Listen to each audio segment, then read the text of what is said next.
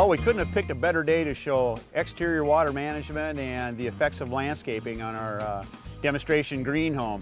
What we really want to show is what you have to do on a home to properly handle the rain, especially like the rain we're having today. Where's that water going to go? How do we handle it? And especially how can you handle it with your landscaping? Let's take a look at something what we've done here.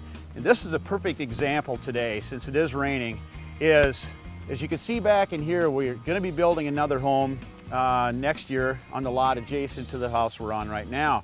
It's low right before the construction starts. You can see all the water ponding. And what this is showing is you look back, the lot on this particular house is sloping towards the lot for the next home. When the next home is built, what we'll do is the ground will be raised up around the house, and we'll have kind of a swale, kind of a dip between the two houses where the lots come together.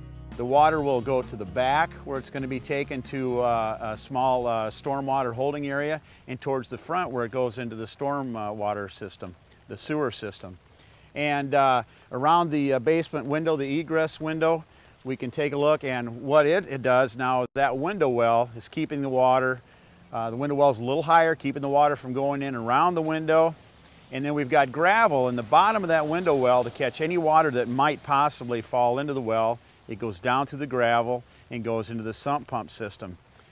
The nice thing about being able to see this much water in the rain that we're having today is with all the water surrounding us, especially in this area, this basement is bone dry because it was built correctly and it was waterproof correctly, and we have a very good water management system with a sump pump, and it's operating perfectly today. One thing we really want to pay attention to is how close the soil stays down from the bottom of any wood or building material on the house. This is about the right amount of distance, usually 8 to 12 inches of space between the siding and the ground. What we don't want to have is a lot of moisture that when rain comes in or snow builds up and wants to get in behind the siding and get into any wood that might take on moisture and cause some decay. We've put some mulch in here with a fabric underneath to keep the plants from coming up, any weeds or anything like that. Very low maintenance underneath the deck where they put gravel, so all I have to do is just blow it out of there maybe periodically. On this particular house, we had to kind of go with sod rather than seed. We had to have fast ground cover. That's the two options, is you can spend some time, save a little bit of money, seed it. It's going to take a little longer to fill in, or get immediate impact with sod like we have here. You do want to fit in with the neighborhood, and you do want to close your site up as fast as you possibly can for the sake of the neighbors and how it looks. So in this particular case, this sod's very good sod, and it's taken off, especially with all this rain and the warm weather we've had, and it really really shows the house off when the yard's looking good like this. We've talked about some of the native plants and why they're good, and talked about their use, but there's ways to incorporate them into our urban landscapes in a way that doesn't have that turf grass on all those different areas. So that's where you come back to, you know, those deeper root systems. You probably have less runoff in an area like this than you do just a turf grass lawn, because you have the root systems and you created a better soil structure to allow more water to infiltrate in, as well as having the beauty that comes with, you know, the different flowers and the butterflies and the songbirds that come with it. You can also look at native turf grasses, using native grasses as either a turf alternative or maybe in a transitional space where you're not quite sure that you might not need to have an area that's turf grass for an event. You can plant it to native grasses and either keep it mowed or mow it, you know, less frequently and have the benefit of the deep root systems. So that's another thing that's being used in different places. And, you know, just like other things, there's a little bit different maintenance, just like there's a little different maintenance with, you know, we've grown so that we really understand how to maintain our turf grass sod. And so you have to do things just a little bit differently with native landscaping or with this native turf. One of the things we'll talk about here is some rainwater harvest, at least for our watering purposes, whether it's for our gardens or just our plantings or yard. Can we look at, you know, catching that water and then using it before the next rainfall events? And so a lot of people are pretty excited about rain barrels, and I don't want to say rain barrels aren't a good idea, because they are a good idea, but you have to think a little bit about how much roof area it takes to fill a rain barrel and in what kind of a rain event. So if you look at this roof right here, just this little piece here, a rain barrel right there will probably get filled with about a 1-inch rain or a little less, meaning you'll probably have about 50 gallons. So a lot of the times when people look at putting a rain barrel on and think they're going to manage a bunch of water, like if you put a rain barrel here, it might take 5 of them to really manage the water from a 1-inch rain. So that's something to think about when you go to put them in. Not that you can't manage just a portion of it, especially if you're looking at having it for, just watering a few things. It's always a good idea, but not to think that somebody's doing wonderful things because they have one rain barrel. Has everybody heard of rain gardens? Are you familiar with rain gardens? Really a rain garden utilizes the healthy soils to have infiltration, to recycle that water, to water the plants, send it back in the air, and keep it from going downstream very quickly. You can do it a lot of different ways, taking water off your roof. You can use natives in it if you'd like. You don't have to if you want to use something else. It's about making something that's attractive and pleasing, because we hate to see practices, because in order for people to do them, they have to look good. And if they don't look good, nobody wants them. Now, what looks good to one person may look not as good to another, but in general, keeping it looking nice. So the first thing you need to know if you're looking at, can I build a rain garden? Can I do a rain garden? Is you need to know, will my soils work? Do I have a spot that works for it? So you need to know, is the water moving into the soil? That's the first step. So you need to look at the percolation and the rate that the water moves in. We have a minimum of 0.5 inches per hour with an optimum around 1 inch per hour, because you want that water to go underground within 12 to 24 hours. It's not a wetland or something that sits water on the surface. And what really influences that is what type of soils do you have in the area that you're looking at putting a rain garden in. So you can do something like a ribbon test, squishing that soil between your thumb and finger. And if it goes out less than 1 inch, then you've probably got a pretty good chance that you're going to have some pretty good infiltration rates in that.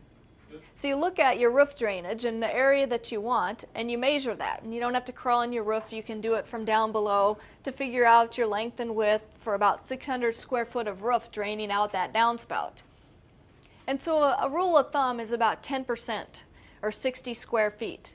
But we have a rain garden design Bible. It's the Rain Garden Design Manual, and it's located at that rainscapingiowa.org site. You can download it. We've just had an update of it. If you've seen the old one, it's been updated. It has a little different cover on it, and it's a thick book that talks all about all the steps you need to go through and why you need to do it to create rain gardens on your property. Because sometimes a rain garden just won't work. You might have to do soil quality restoration, or you might have to do a bioretention system, which I'll talk about, that has an outlet and replaces the soils. But you can't always get it done with just a rain garden.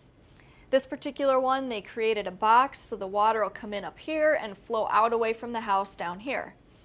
And this is kind of what it looked like soon after it was planted, utilizing kind of the unique features of their yard and landscape to create something that they wanted.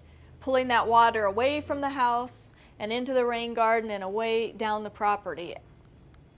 This is what it looked like shortly after a rain. It should look like this for less than 24 hours and hopefully less than 12 hours, to where that water goes right underground. This one was built last year when it was so rainy, and every other day the rain garden was filling up and we didn't even have the roof drains located going into it yet. But they're kind of a neat thing because they can go onto property in a lot of different places and they look like landscaping. But they're doing an important feature of grabbing out that first inch of rain and managing it. Here's another one that's maybe a little bit formal off the back of a property. One of the, crucial connections in any kind of deck framing is how it meets the house. And the reason is one, most of the deck failures are either a failure connection-wise or a deterioration of that house deck connection. The second is this is an opportunity for water to get into the house.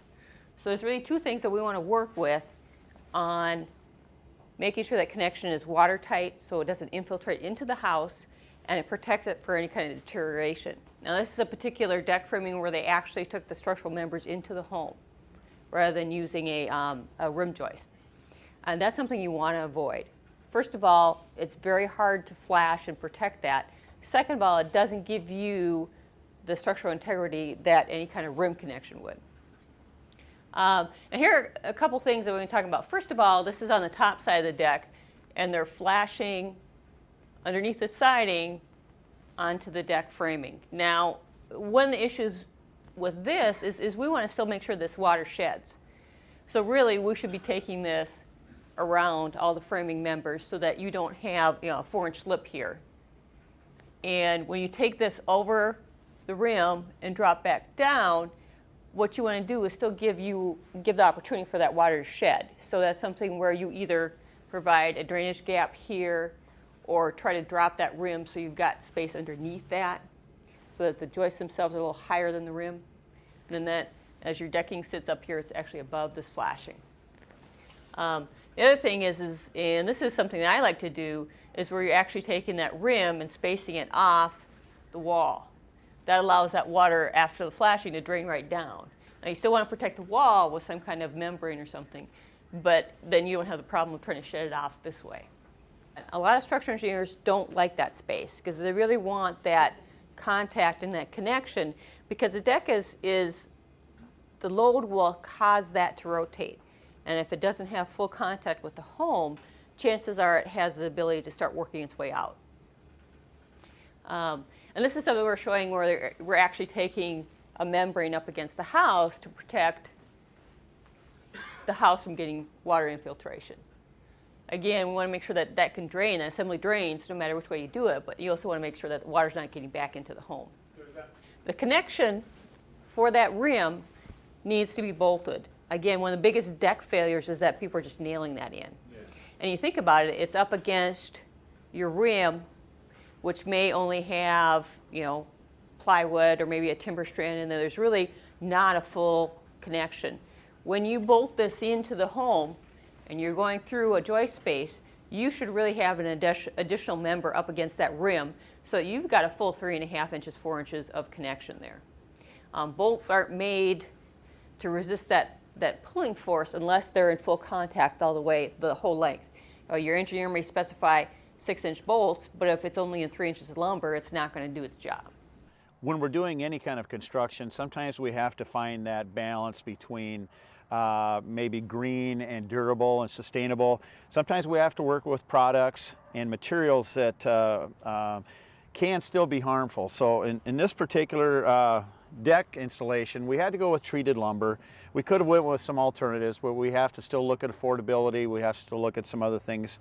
But when you're working with treated lumber, the installation right here is they used bolts instead of nails or screws. I really wanted to focus on that because we've seen a lot of decks and a lot of patios, wood patios put on using improper materials. These bolts are triple galvanized bolts, and that's what's made for this type of treated lumber. If you use something as steel or a non-triple galvanized, there's a very strong possibility that it's going to deteriorate over a period of time, and this deck could possibly fail.